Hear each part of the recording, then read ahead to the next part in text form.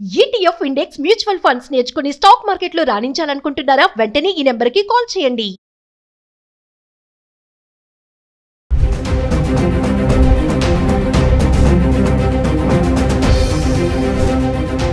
నమస్తే, welcome back to Suman TV. Present మనతో పాటు ఉన్నారు అనలిస్ట్ మందడి కృష్ణారెడ్డి గారు. నమస్తే సార్. నమస్తే అమ్మా. సార్, బంగారం ధరలు మళ్ళీ దీని పతనం మొదలైందని అనుకోవాలంటారా? అంటే డిసెంబర్ చివరికల్లా యథావిధిగా 1,00,000కు వచ్చేస్తుంది బంగారం. ఎందుకంటే రోజు రోజు చూస్తున్నాము క్రమంగా తగ్గుతుంది.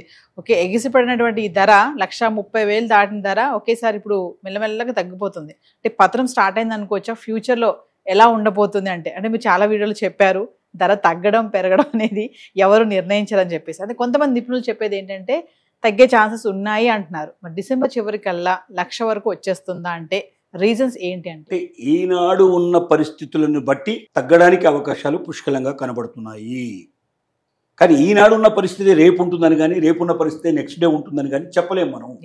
ఒక్క రోజు 24 అవర్స్ నుంచి ఒక 1 వీక్ లోపల పరిస్థితులన్నీ తారుమారు కావచ్చు, చెప్పలేము మనం.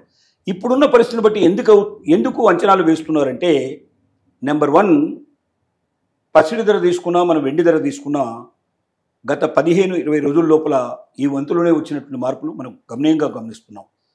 1,50,000 దాకా టచ్ అయినటువంటి బంగారం ఇవాళ మనకు 1,20,000 పైన పక్కన నడుస్తోంది. 1,30,000 పైన పోయినట్టు బంగారం 1,20,000 అంటే ఒక 10,000 రూపాయలు సుమారుగా తేడా. ఒక వారం 10 రోజుల్లోనే 10,000 రూపాయల డిఫరెన్స్ కనబడుతుంది.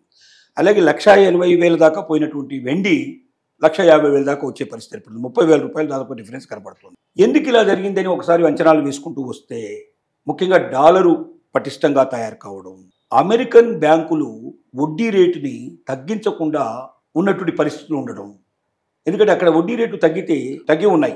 వడ్డీ రేటు పెంచితే ఆటోమేటిక్గా బంగారం అంతా వడ్డీ రేట్లు ఇప్పుడు అక్కడ పెరిగి ఉన్నాయి కాబట్టి బంగారం డబ్బులు అంటే బంగారం బదులుగా బ్యాంకుల్లో పెట్టుకోవడానికి చాలా మంది సిద్ధపడుతున్నారు. వడ్డీ ఎక్కువ ఉంటే బ్యాంకుల్లో పెడతారు వాళ్ళు, మళ్ళాగా దాన్ని బయట పెట్టరు. ఎందుకంటే 2%, 3% ఎక్కువ వస్తే వాళ్ళకు చాలా సంతోషమైన విషయం అక్కడ. ఎందుకంటే అది ట్యాక్సెస్ ఎక్స్ట్రా పడవు దానికి.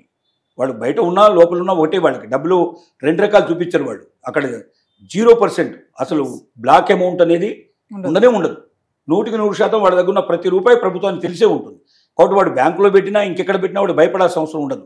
ఒక 2% ఎక్కువ లాభం వచ్చినా బ్యాంకులో పెట్టడానికి ఎప్పుడు ప్రిఫరెన్స్ ఇస్తాడు. ఎందుకంటే బ్యాంకులో డబ్బు అంటే 100% 100% గ్యారంటీగా ఉండేటువంటి సొమ్ము కాబట్టి. మూడోది ఏమవుతుందంటే, డాలర్ కూడా పతనం కాకుండా చాలా బలంగా ఉండటం వల్ల కూడా బంగారం రేటు తగ్గిపోవడానికి కారణం అవుతుంది. ఇలాగా ఒకటొక్కటి మనం చెక్ చేసుకుంటూ వస్తే, ముఖ్యంగా స్టాక్ మార్కెట్లు చాలా పటిష్టంగా ఉన్నాయి. కాబట్టి దాని వైపు డబ్బులంతా కూడా స్టాక్ మార్కెట్లో పెట్టే ప్రయత్నం చేస్తున్నారు. బంగారానికి తక్కువ ప్రిఫరెన్స్ ఇస్తున్నారు. ముఖ్యంగా రియల్ ఎస్టేట్ కొంచెం పుంజుకోవడం మొదలుపెట్టింది. ఇవాళ చూస్తున్న రికార్డు ప్రకారం చూస్తే త్రైమాసికం గత 3 నెలల్లో భారతదేశం లోపల 25% సుమారుగా గత 3 నెలలతో పోలిస్తే ఈ 3 నెలల్లో 25% అమ్మకాలు పెరిగాయి. అంటే గత సంవత్సరంతో పోలిస్తే కాదు, ఈ సంవత్సరం పడిపోయిన రేట్ల నుంచి ఇంకో 25% ఇప్పుడు పైకి వచ్చింది. అంటే 25% మంది షిఫ్ట్ అయినట్లు లెక్క. అంటే బంగారం కొనే వాళ్ళలోంచి 25% మనకు రియల్ ఎస్టేట్లో పెట్టుబడి పెట్టడానికి ముందుకెళ్తున్నారు.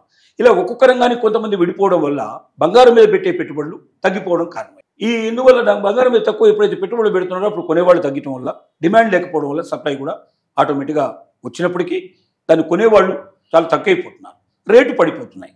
ఇది ఇప్పుడు ఉన్న పరిస్థితి. ఈ పరిస్థితిని బట్టి అంచనా వేస్తే డిసెంబర్ నాటికి 1,00,000 రూపాయల లోపలికి చేరినా లేదా 1,00,000 రూపాయల వరకు చేరినా ఆశ్చర్యపడాల్సిన అవసరం లేదు అని నిపుణుల యొక్క అభిప్రాయం. అలాగే వెండి రేటు కూడా డ్రాస్టికల్గా అదే రేషియో లోపల తగ్గేటట్టు పాసిబిలిటీస్ కనబడుతున్నాయి. కానీ ఇందులో ఏదైనా భిన్నంగా ప్రయాణం చేస్తే స్టాక్ మార్కెట్లో గబుక్కున కూలిపోయినా బంగారు రేటు పెరిగే అవకాశాలు ఉంటాయి. డాలర్ రేటు బాగా పడిపోయినా బంగారు రేటు బాగా పెరిగే అవకాశాలు ఉంటాయి. అలాగే మనకు బ్యాంకు రేట్లు ఒకవేళ తగ్గిపోయినా, వడ్డీ రేట్లు తగ్గిపోయినా, అమెరికాలో బ్యాంకు వడ్డీ రేట్లు తగ్గినా ఇది పెరిగిపోయే అవకాశాలు ఉంటాయి. ఇలాగా రియల్ ఎస్టేట్ ఒకవేళ మళ్ళీ పడిపోతే కూడా బంగారు రేట్లు పెరిగిపోయే అవకాశాలు ఉంటాయి. కాబట్టి ఏ కారణం చేత ప్రపంచంలో ఏ మూలన యుద్ధాలు బయలుదేరినా ఆటోమేటిక్గా బంగారు రేటు పెరిగిపోయే అవకాశాలు ఉంటాయి. కాబట్టి ఏది జరుగుతుందో మన చేతిలో లేదు. ఈ రోజు ఉన్న రేటు ప్రకారంగా, ఈ రోజు ఉన్న పరిస్థితుల ప్రకారంగా అంచనాలు వేసి నిపుణులు చెప్తున్న మాట ఏమిటంటే, డిసెంబర్ చివరి నాటికి ఖచ్చితంగా ఇది 1,00,000 రూపాయలకు దిగువగా లేదా 1,00,000 రూపాయలకు దరిదాపుగా వచ్చే అవకాశాలు కనబడుతున్నాయి. రేటు పడిపోవచ్చు అని చెప్తున్నారు. కాబట్టి కొనేవాళ్ళు మాత్రం జాగ్రత్తగా ఉండాల్సిన అవసరం ఉంది. వెంటనే పర్చేజ్ చేయకుండా కొంచెం వేచి చూసే ధోరణి లోపల ఇప్పుడు తగ్గితే 1000-2000 తగ్గుతుంది, పెరిగితే ఒక 500-700 తేడా వస్తుంది. కాన్స్టెంట్గా ఉంటుందా, ఒక 10-15 రోజుల పాటు ఇదే రకంగా పెరుగుతుందా, 10-15 రోజుల పాటు ఇలాగే తగ్గుతుందా వెయిట్ చేసి, అలా కాకుండా ఒక రోజు 2 రోజుల లోపల డెసిషన్ ఎప్పుడు తీసుకోకూడదు. 10 to 15 days 1 month మొత్తం పరీక్ష చేయండి. 1 month లోపల పెరిగేదాన్ని బట్టి తగ్గేదాన్ని బట్టి 1 monthలో 5000 తేడా వస్తుంది కదా సార్ అంటే 5000లో కొంపలు మునిగేది ఏమీ లేదు అక్కడ. 5 into 10 తులాలు మనం పర్చేజ్ చేస్తే 5-10లో 50,000 డిఫరెన్స్ వస్తుంది. కానీ ఢామన పడిపోతే మనకు నష్టం కూడా చాలా ఎక్కువ వచ్చే అవకాశం ఉంది కదా.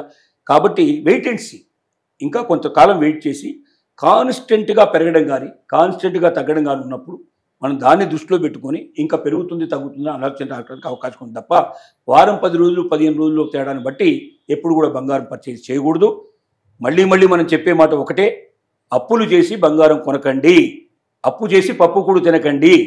ఖచ్చితంగా మీరు మీ దగ్గర ఉంటే డబ్బు మాత్రం బంగారం మీద ఇన్వెస్ట్ చేయండి.